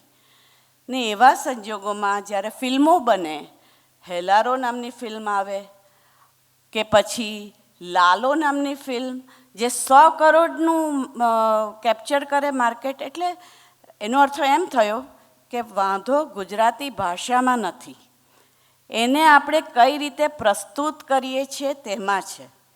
અને આજની પેઢીને ખબર છે કે મારે શું એને આપવું છે. પણ સૌથી આ નેટઝેન યુગની વાત કરી, આપણે હેમચંદ્રાચાર્યની વાત કરી, આપણે નર્મદની વાત કરી, નંદશંકર મહેતાની વાત કરી, ચંદ્રકાંત બક્ષીની વાત કરી, પણ સૌથી મોટી એક વાત કરવાની એ છે કે આટલું બધું પરિવર્તન આવ્યું. ગુરુથી નેટઝેન યુગ સુધીમાં આપણે જોઈ લીધું કે સાહિત્ય કઈ કઈ કુંજ ગલીથી નીકળીને અહીં સુધી આવ્યું છે, અને જેની આપણે ખુશી પણ હોવી જોઈએ આપણને. પણ એવી કઈ વાત છે જેમાં કોઈ પરિવર્તન આવ્યું જ નથી. અને બહુ દુઃખ સાથે આ વાત કહેવી પડે છે કે નર્મદે પોતાના સમયમાં એવું કહ્યું હતું કે હે કલમ, હું મારું માથું તમને ટેકવું છું, તમારા ખોળે ટેકવું છું. હવે મને મારવો કે જીવાડવો એ તમારા હાથમાં છે, પણ હું હવે ચાકરી નહીં કરું, એટલે હું નોકરી નહીં કરું કોઈ પણ. આ નર્મદના શબ્દો હતા. અને નર્મદ એટલા બધા કોન્ફિડન્ટ હતા કે મારી ભાષા, મારા લોકો મને એટલું ચાહે છે કે મને મરવા તો નહીં જ દેશે. પણ નર્મદ તદ્દન ખોટા પડ્યા. એમને જતી જિંદગીમાં નોકરી લેવી જ પડી. કલમે એમને રોજગાર ન આપ્યો. અને આપણે એમ કહીએ છીએ કે જે ભાષા રોજગાર ન આપી શકે ને એની નિયતિ તય હોય, એની નિયતિ એ જ હોય કે કાળની ગરતામાં ખોવાઈ જાય. તો જ્યારે નર્મદ જોડે આવું થયું તો આપણને એવું થાય છે કે અત્યારે પણ એવી થોડી સ્થિતિ નથી. આજે પણ આપણા લેખકો માત્ર ને માત્ર લેખક તરીકે જીવી શકે છે ખરા? આ પ્રશ્ન આપણને પૂછવા જેવો છે, આપણી જાતને પૂછવા જેવો છે. અને એનું કારણ પણ આપણે આપણી જાતને જ પૂછવાનું છે. એનું કારણ એ છે કે તમે કદાચ મને એમ કહેશો કે ના ના, અમે જોઈએ છીએ ને ઇન્સ્ટા પર ને ફેસબુક પર કે લેખકો કેવી લાઈફસ્ટાઈલ જીવે છે, કેટલા વિદેશ પ્રવાસ કરે છે, કેટલી સરસ ગાડીઓમાં ફરે છે. પણ એ માત્ર ને માત્ર લેખક નથી, એ લોકો વક્તા છે, એ લોકો મોટિવેશનલ સ્પીકર છે, એ લોકો ડૉક્ટર છે, એ લોકો પત્રકાર છે, એ લોકો પ્રોફેસર છે, એ લોકો કંઈ પણ બીજું વ્યવસાય કરે છે, માત્ર ને માત્ર લેખક નથી. એનું કારણ એ છે કે ક્યાં તમે ફિલ્મ મેકર હો, કે તમે નાટક પ્રોડ્યુસ કરતા હો, કે પછી તમે ગમે તે કરતા હો, કે પછી તમે તમારો વેપાર ધંધામાં હો અને લેખન સાઈડ એક્ટિવિટી હોય. તમને નામના ખૂબ મળે કદાચ, પણ તમને માનધન નથી મળતું કે તમે શાંતિથી તમારું માનભેર જીવન જીવી શકો. એ પરિસ્થિતિ આજે પણ છે. અને આપણે પૂછીએ કે એવું કેમ છે? અને કદાચ એટલે જ બીજી ભાષાના લોકો આપણને લક્ષ્મીપુત્રો કહીને બહેણું મારી જાય છે. અત્યારે પણ ગુજરાતમાં, મુંબઈમાં, બધી જ જગ્યાએ પુસ્તક મેળાઓ થાય છે. પુસ્તક મેળામાં અમદાવાદમાં ખૂબ પુસ્તક મેળાઓ થાય છે. પણ તમે કોઈ દિવસ પુસ્તક મેળામાં ગયા હો તો તમે એક સૌથી કરુણતાસભર એક વાત જોઈ હોય તો એ છે કે ઘણીવાર વજનના ભાવે પુસ્તકો વેચાતા હોય. આનાથી વધારે ખરાબ પરિસ્થિતિ કંઈ જોઈ છે? અને તે પણ હજી અંગ્રેજી પુસ્તકો પણ ઠીક, ગુજરાતી પુસ્તકોને તો વજનના ભોગે બી લોકો લેવા તૈયાર નથી. એનું શું કારણ હોય એ તો બેવ બાજુથી તપાસવાની જરૂર છે.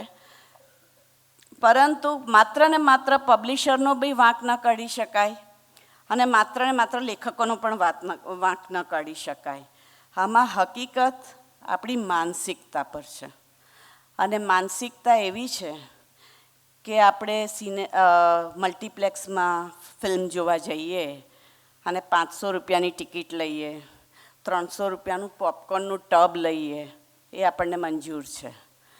પણ કોઈ લેખક 300 કે 400 રૂપિયાનું પુસ્તક હોય ને આપણને વોટ્સએપ પર મોકલાવે ને તો આપણે કહીએ PDF મોકલી આપજો ને. આ આપણી માનસિકતા છે, રૂગ્ણ માનસિકતા.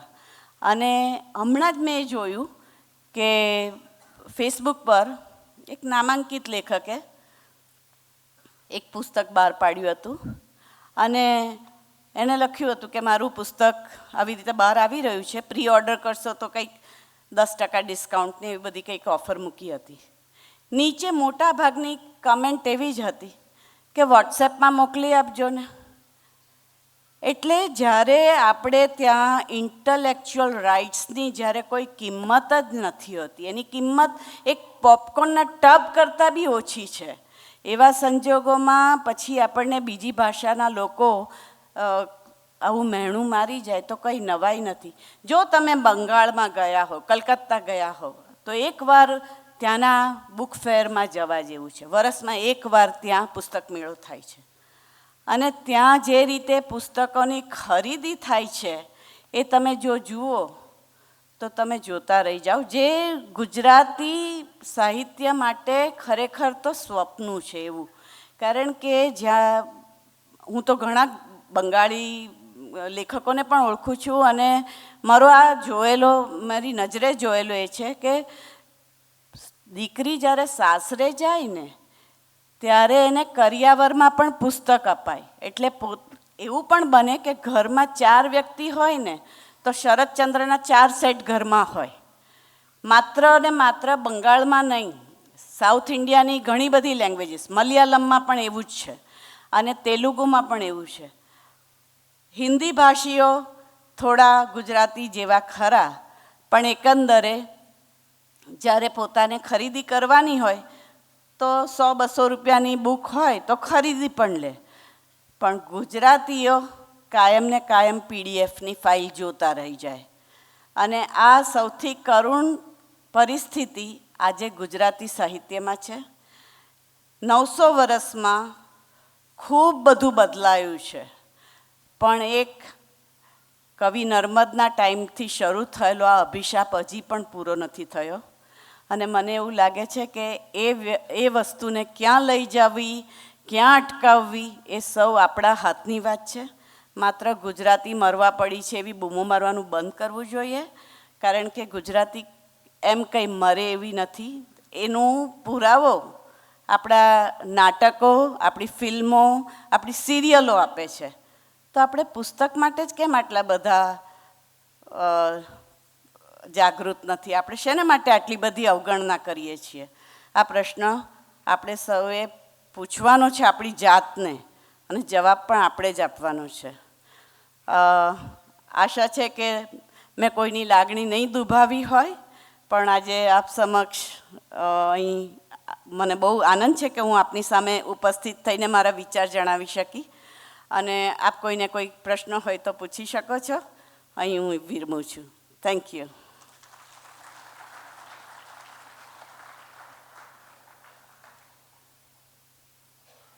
આભાર બેનશ્રી. બેનશ્રીએ કલિકાલ સર્વજ્ઞના રચયિતાથી લઈ અને પ્રેમાનંદ સુધીની ભાષાની સરસ મજાની એક સફર કરાવી, જાણે આપણે કોઈ ભાષાના પીરિયડમાં બેઠા હોઈએ એવી અનુભૂતિ થઈ.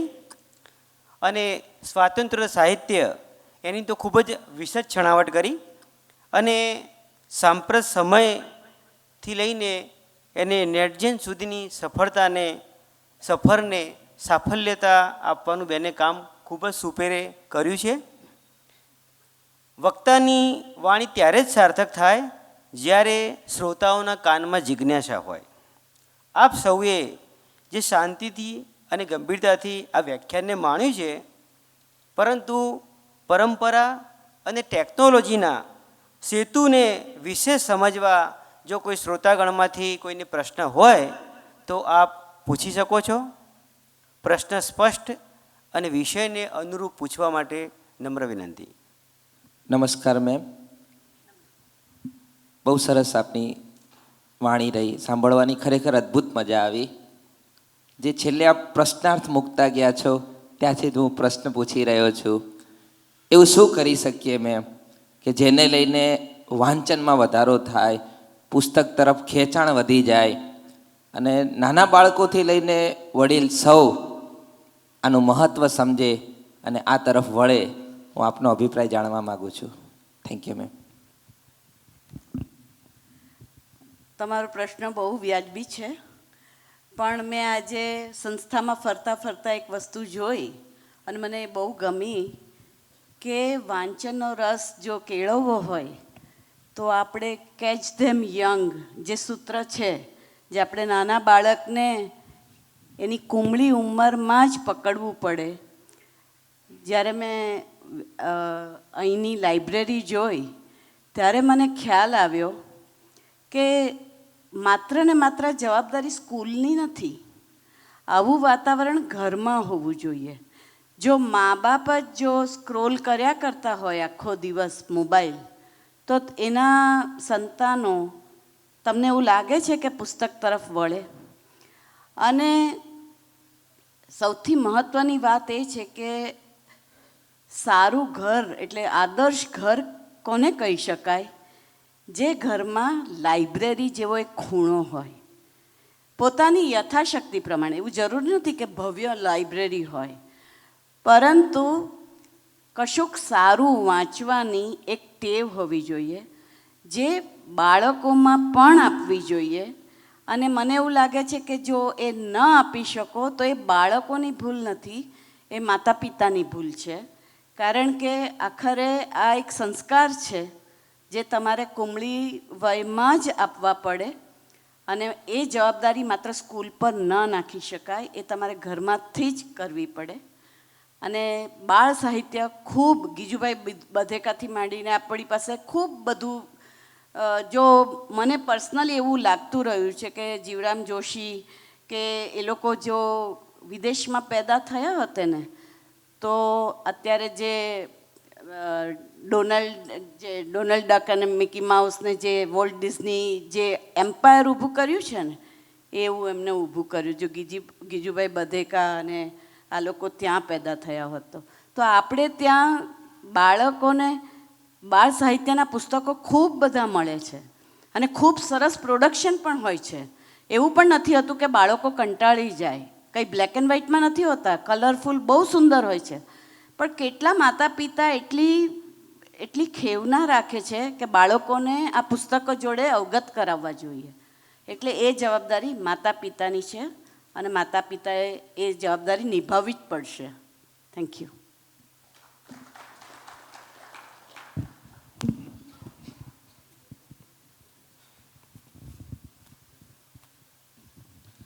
નમસ્કાર.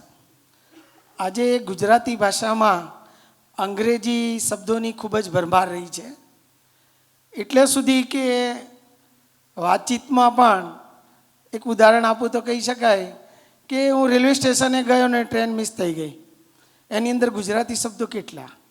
આજે ગુજરાતી એ ભાષાની અસ્મિતા કે એ ભાષા કેટલે સુધી ટકશે એના માટે આપનું શું કહેવું છે?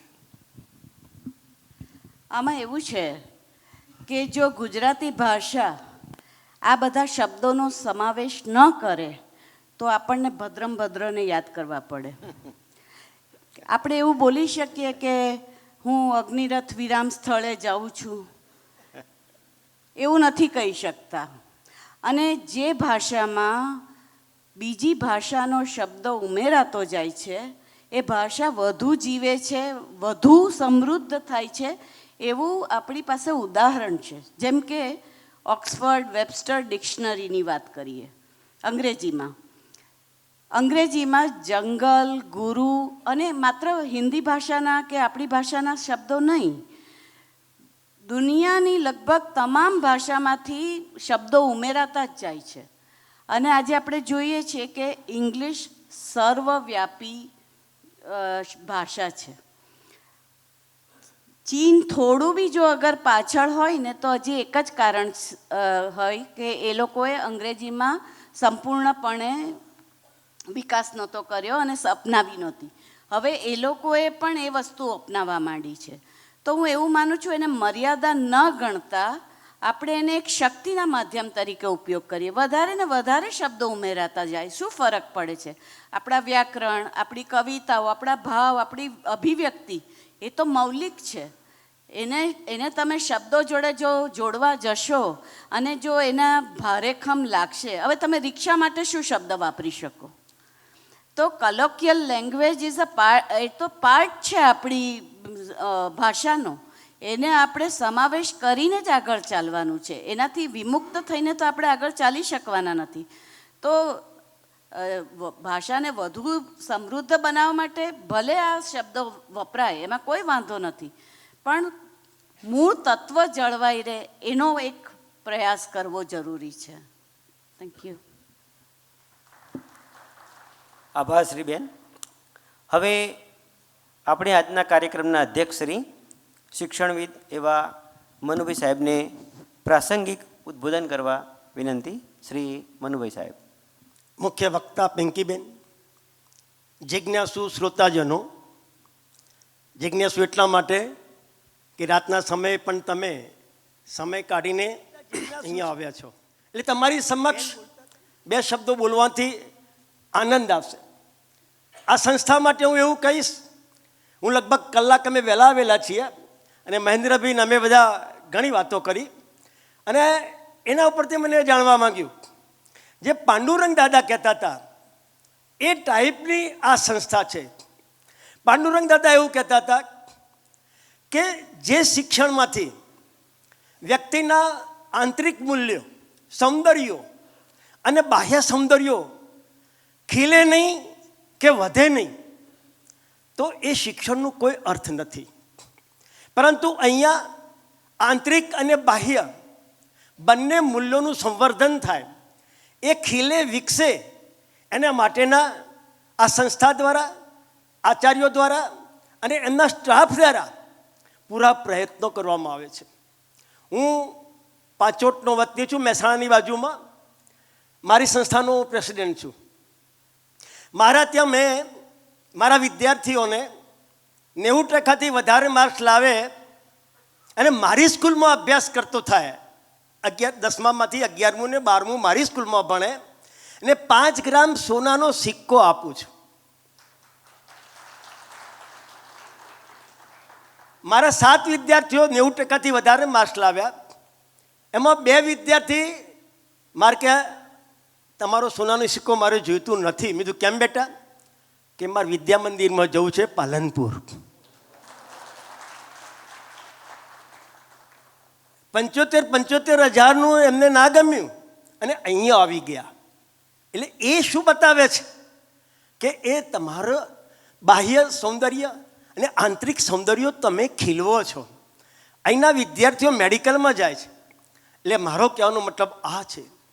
અને શ્રેષ્ઠમાં શ્રેષ્ઠ જો કોઈ દાન હોય ને, અને આમ શક્તિ, કૃષ્ણએ કહ્યું છે કે અભયમ થઈ જાઓ, નિર્ભય બની જાઓ, મરવાના આવો કે ડરી ડરીને ના જીવો. તમે આપણે ડરી ડરીને જીવીએ છીએ.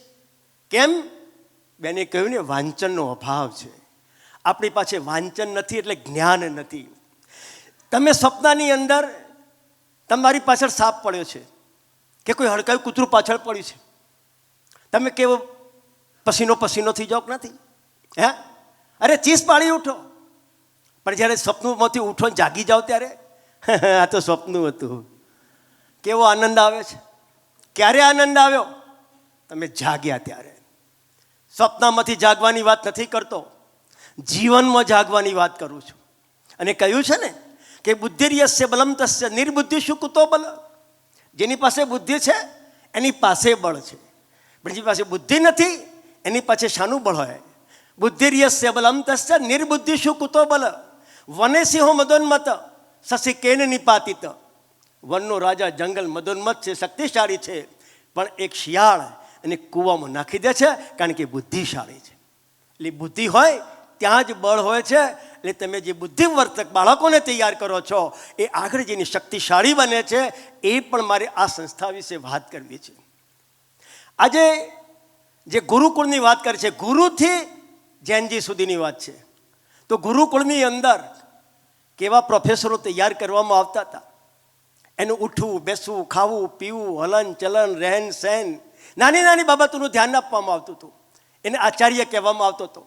એટલું જ નહીં, પણ વિષયોની અંદર પણ અર્થશાસ્ત્ર, ખગોળશાસ્ત્ર, ગણિતશાસ્ત્ર, ભૂમિતિશાસ્ત્ર, રાજનીતિશાસ્ત્ર, ધર્મનીતિશાસ્ત્ર, દરેક વિષયોમાં પારંગત કરવામાં આવતા હતા.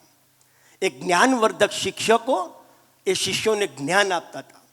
એટલા માટે એ વિદ્યાર્થીઓ પણ જ્ઞાન પરાયણ બનતા હતા. ગુરુકુળની અંદર આ બધા જ વિષયોની અંદર આધ્યાત્મિક જ્ઞાન, સ્વની ઓળખ, પોતાની ઓળખ સુધીનું જ્ઞાન આપવામાં આવતું હતું.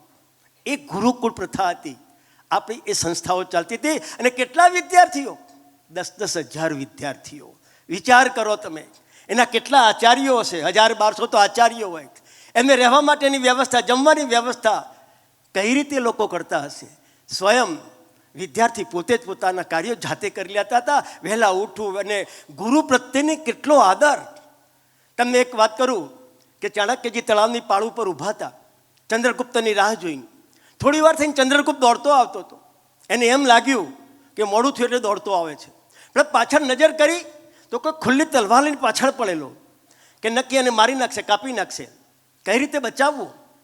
તો પેલો નજીક આવ્યો ચંદ્રગુપ્ત, ગુરુજીને ઈશારો કર્યો, ગુરુજી કે ડરીશ નહીં બેટા, ગભરેશ નહીં, તળાવમાં કૂદી જાઓ.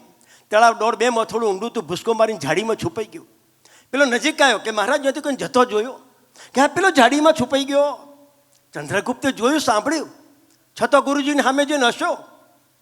ચંદ્રગુપ્ત ચાણક્યને ખબર હતી કે ભયભીત માણસ જીવ બચાવવા માટે આટલા ઊંડા તળાવમાં ભૂસકો મારે, નિર્ભય માણસ કદી ભૂસકો ન મારે, એ ટેકન દઈને જ ઉતરે. અને એના સિદ્ધાંત પ્રમાણે એ જેવો ટેકન દઈને ઉતરવા ગયો, જે હાથમાં તલવાર હતી ત્યાં પહોંચી ગયા, મૂઠ ઉપર પગ દબાવ્યો, તલવાર છટકી ગઈ, લઈ લીધી, એને કાપી નાખ્યો. ચંદ્રગુપ્ત બહાર આવ્યો કે બેટા, તારો પ્રાણ સંકટમાં હતો, આ તને મારી નાખવાનો હતો, કાપી નાખવાનો હતો, અને મેં તારું છુપાયેલું સ્થાન બતાવી દીધું, મેં ચાડી ખાધી, છતાં તને મારા ઉપર કોઈ ગુસ્સો કે ક્રોધ ના ચડ્યો કે ઉલટું તું મારા સામે જોઈને હસ્યો? કેટલો વિશ્વાસ છે તમે સાંભળો કે નહીં ગુરુજી, મને 1000% વિશ્વાસ હતો કે મારા ગુરુજી જે કંઈ કરે એ મારા હિત માટે કરે, મારા લાભ માટે કરે. આ વિશ્વાસ જ્યારે સંપાદન થાય ત્યારે ગુરુ શિષ્યના સંબંધો ડેવલપ થાય. જૈનજીની વાત કરીએ તો એ સામાન્ય પેઢી નથી. એ પણ એના માટે વડીલોએ એને સમજવી પડશે, શિક્ષણકારોએ ડીપમાં ઉતરી અને વાંચવી પડશે, અને રાજનીતિકોએ પણ એમાં ઊંડા ઉતરવું પડશે. કારણ કે આ જૈનજી છે ને ખાલી ઠાલા વચનોમાં માનવાવાળી પેઢી નથી, અને રિઝલ્ટ જોઈએ. અમે આમ કરી નાખીશું અને જો ન થાય ને તો બંગાળ જેવી પરિસ્થિતિ થાય, નેપાળ જેવી પરિસ્થિતિ થાય. વચનો આપ્યા પછી પણ અમે નવનિર્માણના વિદ્યાર્થીઓ છીએ, અમે પણ જૈનજીનો પ્રયોગ કરેલો છે. પણ આ જૈનજી માટે વડીલો સમજી શકતા નથી, અને આ પેઢી વડીલોને અનુકરણ થવા માટે પ્રયત્ન કરતી. પણ બંનેનો જો સમન્વય થાય તો ચોક્કસ આ પેઢી એ રાષ્ટ્ર માટે ખૂબ જ ફાયદાકારક છે, રાષ્ટ્રની દિશા બદલી શકે છે, એટલી એનામાં શક્તિ છે. અરે શ્રેષ્ઠમાં શ્રેષ્ઠ દાન હોય ને તો એ વિદ્યાદાન છે. ચાણક્યએ કહ્યું છે કે અન્નદાનમ સમો નાસ્તિ વિદ્યાદાનમ તતઃ પર, અન્નેના ક્ષણિક તૃપ્તિ આવદ જીવંતુ વિદ્યા. અન્ન એ માણસને ક્ષણિક તૃપ્તિ આપે છે, જ્યારે વિદ્યા એ માણસને આજીવન તૃપ્ત રાખે છે. એટલે શ્રેષ્ઠમાં શ્રેષ્ઠ દાન એ છે.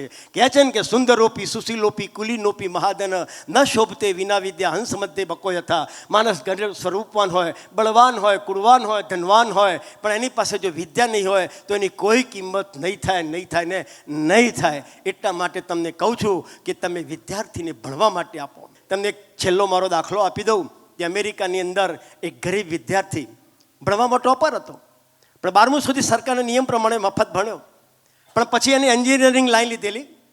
$400 ફી હતી, એની પાસે નહોતી. એના મિત્રોને કહ્યું કે મારે ભણવું નથી કારણ મારી પાસે ફી નથી. વિદ્યાર્થી તું તો ટોપર છે, અમે તને ફી ફાળો કરીએ. હવે વિદ્યાર્થીઓ કેટલો ફાળો કરે? $150 ફાળો થયો, બાકીના $250 લાવવા ક્યાંથી? વળી કોઈએ કહ્યું કે આપણે સંગીતકાર કોઈ એમ કે કોઈ ચેરિટી શો કરીએ. કે શું કરીશું? જેમ આપણે નરેશ કનોડિયાને હતા ને એમ પોલેન્ડની અંદર પોડરસ્કી કરીને એક સંગીતકાર હતો, એનું કામ સારું હતું, બધા કે આપણે એને બોલાવીએ. આ તો ત્યાં પહોંચી ગયા કે સાહેબ અમારે હવે શો કરવો છે તો તમે, હા કે $2000 મારી ફી છે. હા કે સાહેબ $100 તમને ડિપોઝિટ આપીએ છીએ, બાકીના $1900 ત્યાં આપી દઈશું. પણ ભાઈ મારે પૂરી રકમ જોઈએ, હા પછી નહીં ચાલે. હા પૂરી રકમ આપી દઈશું. અમે તો ટિકિટો બુક કરી, આ ના તે બધું કરતો, ખર્ચો બાદ કરતો, હિસાબ કર્યો તો $400 બચાવવાની જગ્યાએ $400 ખૂટ્યા, પેલાને આલવામાં જ ખૂટ્યા. હવે કરવું શું? પાર્ટી તો આવી ગઈ હતી, લોકો ગયા કે સર અમારી આ પરિસ્થિતિ થઈ છે, અમે તમને ચેક આપીએ છીએ, આ $100 આપેલા છે, $1500 રોકડા આપીએ છીએ, અને $400 તમને ચેક આપીએ છીએ મહિના ફેરનો, તમે નાખજો પાસ. ના ભાઈ, મારે રિટર્ન થાય તો ક્યાં કેસ કરવાનું? મારે તો રોજ જવાનું હોય, મારે બધા કેટલા કેસ કરવાના? એટલે કે મારે ના ચાલે, મને પૂરા પૈસા આપો. ટેન્શનમાં આવી ગયા. વળી પાછા 2-4 વિદ્યાર્થીઓ પેલા વિદ્યાર્થીને લઈને આવ્યા કે સર અમારી પરિસ્થિતિ આ છે, આ વિદ્યાર્થી ગરીબ છે પણ ભણવામાં ટોપર છે, એટલે એની ફી માટે અમે આ સાહસ કર્યું હતું, પણ અમે ખોટા પડ્યા છીએ, એટલે મહેરબાની કરીને આટલો શો તમે કરો ને અમારો ચેક તમે લઈ લો. ભણવાની વાત કરી ત્યારે એને હાથ લોબો કરી અને ચેક અને ડોલર લીધા, અને પછી ચેક ફાડી નાખ્યો.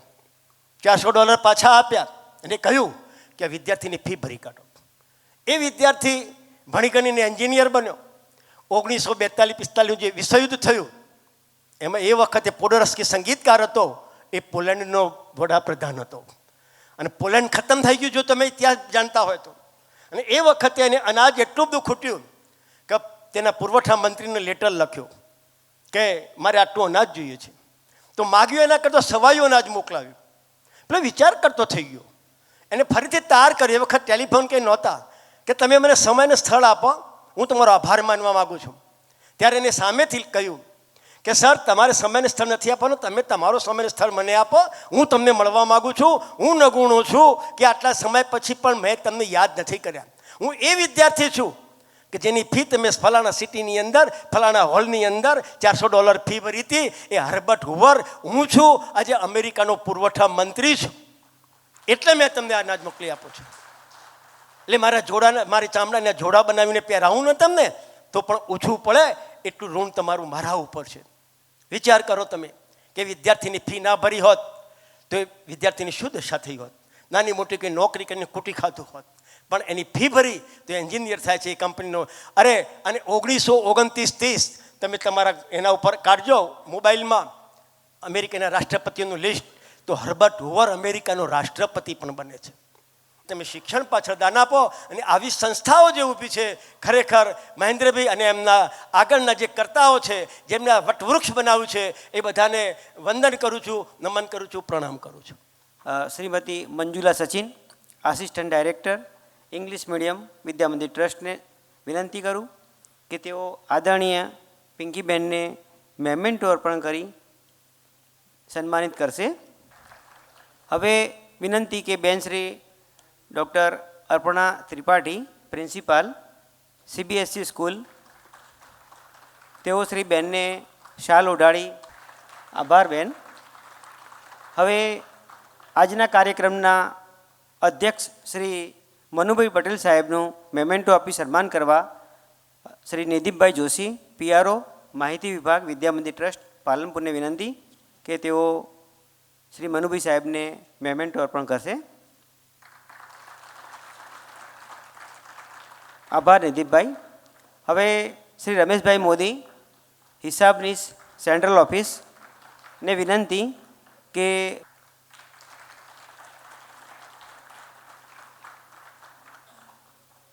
હવે કાર્યક્રમના અંત તરફ જતાં હું વિનંતી કરીશ ડૉક્ટર મહેશકુમાર મકવાણા સાહેબને કે જેઓ આભાર દર્શન કરી કૃતજ્ઞતા વ્યક્ત કરશે.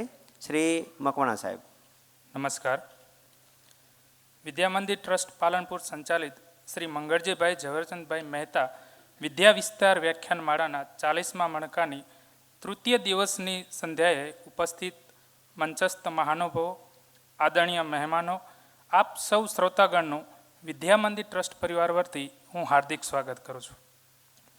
આ કાર્યક્રમની પ્રેરણાથી જેને સ્વપ્ન દ્રષ્ટાંત જોયું છે એવા શ્રી મંગળજીભાઈ ઝવેરચંદભાઈ મહેતા અને તેમના પરિવારનો આ તબક્કે સંસ્થા પરિવાર આભાર વ્યક્ત કરે છે.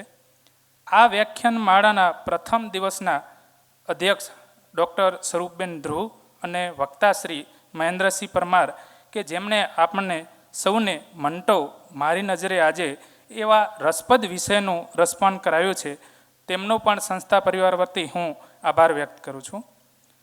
વ્યાખ્યાનમાળા શૃંખલાના દ્વિતીય દિવસના અધ્યક્ષ શ્રી ડંકેશભાઈ ઓઝા અને વક્તા શ્રી અંકિતભાઈ દેસાઈ કે જેમણે આપણને the Bhishma way, crisis management અને લીડરશિપ જેવા વિષય પર વાસ્તવિક ઉદાહરણો સાથે સમજ આપી, તે બદલ સંસ્થા પરિવાર એમનો પણ આભાર વ્યક્ત કરે છે. વ્યાખ્યાનમાળા 40મા મણકાના એટલે કે આજના તૃતીય દિવસના આજના અધ્યક્ષ શ્રી મનુભાઈ ચોકસી અને શ્રીમતી પિંકીબેન દલાલ કે જેમણે આપણને ગુરુથી નેટજન સુધી જેવા મહત્ત્વના વિષય પર જ્ઞાન આપ્યું છે, તે બદલ સંસ્થા પરિવાર એટલે કે વિદ્યા મંદિર ટ્રસ્ટ પરિવાર તેમનો હૃદયપૂર્વક આભાર વ્યક્ત કરે છે. આ કાર્યક્રમમાં સતત પ્રેરણા અને માર્ગદર્શન પૂરું પાડનાર સંસ્થાના વડા અને તમામ પદાધિકારીઓ, અધિકારીઓ, સ્ટાફગણ અને વિદ્યા મંદિર ટીમનો પણ હું આ તબક્કે આભાર વ્યક્ત કરું છું. આ કાર્યક્રમને સફળ બનાવવામાં જેમણે પ્રત્યક્ષ અને પરોક્ષ રીતે સહકાર આપ્યો છે એવા તમામ વિદ્યા મંદિર ટ્રસ્ટ પરિવાર અને એમની સાથે જોડાયેલા તમામ શ્રોતાગણ તથા આ કાર્યક્રમમાં ઉપસ્થિત આપ સૌનો પણ ફરીથી હું વિદ્યામંદિર ટ્રસ્ટ પરિવાર વતી આભાર વ્યક્ત કરું છું. ફરીથી આપણે 41માં મણકામાં આવા જ રસપ્રદ વિષયો સાથે મળીશું. પુનઃ આપ સર્વેનો આભાર વ્યક્ત કરું છું. જય હિન્દ.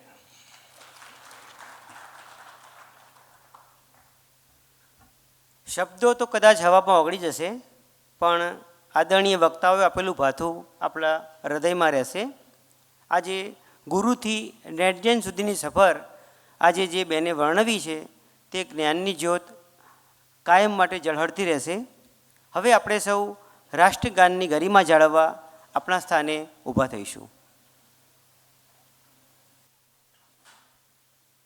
जनगण मन अधिनायक जय हे भारत भाग्य विधाता पंजाब सिंध गुजरात मराठा द्राविड उत्कल बंगा विंध्य हिमाचल यमुना गंगा उच्चल जलधि तरंगा तव शुभ नामे जागे तव शुभ आशीष मागे गाहे तव जय गाथा जन गण मंगलदायक जय हे भारत भाग्य विधाता जय हे जय हे जय हे जय जय जय जय हे. વિદાય તો માત્ર સમયની છે, વિચારોની નહીં. આવતા વર્ષે નવા જ વિષય સાથે પુનઃ મળીશું. આભાર. શુભરાત્રિ. Good night. શબ્બા ખેર.